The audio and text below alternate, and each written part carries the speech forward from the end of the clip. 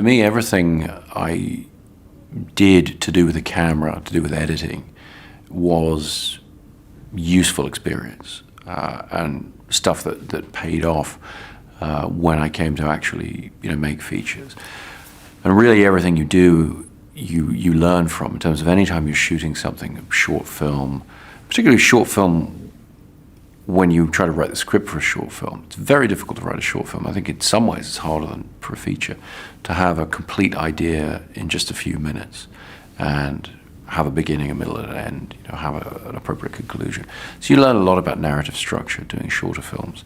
But really every job I did, including corporate videos and industrial training films and things, where I'd have to go to a company and throw up some lights and shoot interviews, with executives and things like that. You're always learning about your craft. You're always learning about, how to balance the pragmatic requirements, the race against time, using the equipment you've got in a short space of time to sort of get something that you can use. It's all useful experience. I think really the only useful advice I ever got in terms of, trying to figure out your way into the film business, the film industry, is to get yourself a script and hang on to it. It's that idea, that screenplay, that concept, whatever that's going to be, that's so important. And you have to stick to your guns. You have to find something that you can do that maybe other people couldn't do. And even if that seems different or doesn't fit into people's expectations, that's what's going to distinguish it if you can do it successfully. So I think it's really about sticking to your guns and, doing something you passionately believe in. When you're starting out particularly, you have to play to your strengths. You have to do something that really excites you, and whatever's different about that.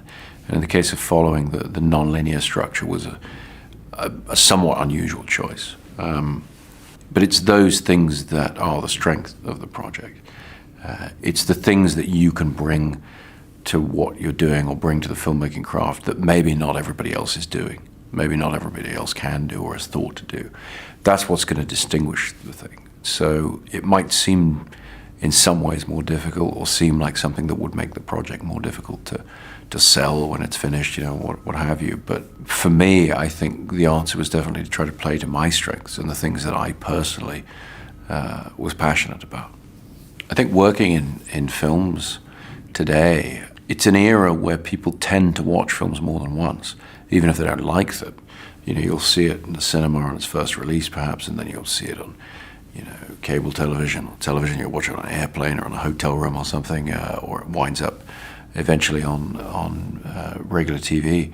And so I think my generation of filmmakers understood really there's a responsibility to try and make something that has layers, something that has more to it the second time you see it, or some different aspect to it.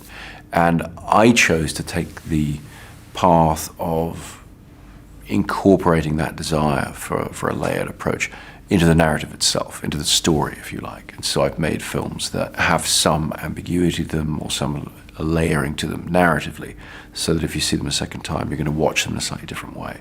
That was my approach. There are other filmmakers who approach it from a purely visual point of view, where they would just create very dense visuals that would sustain multiple viewings because you'd sort of see more in the frame.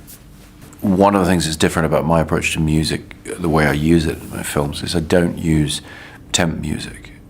Temp music is, when you take existing music from other films usually, and when you're editing the film, you put a lot of that in. Then you get a composer on after the fact and say, this is, do this but different.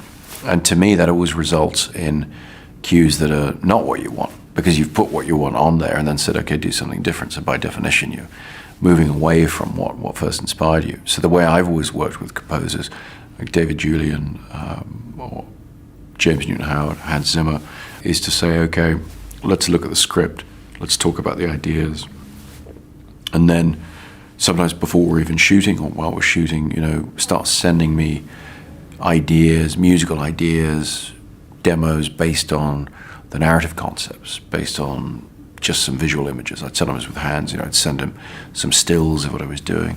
And our approach in every film has been different, but the one underlying constant is to try to not ever use temp music, to try and always be working with pieces that have been created specifically for the images that we're shooting and editing.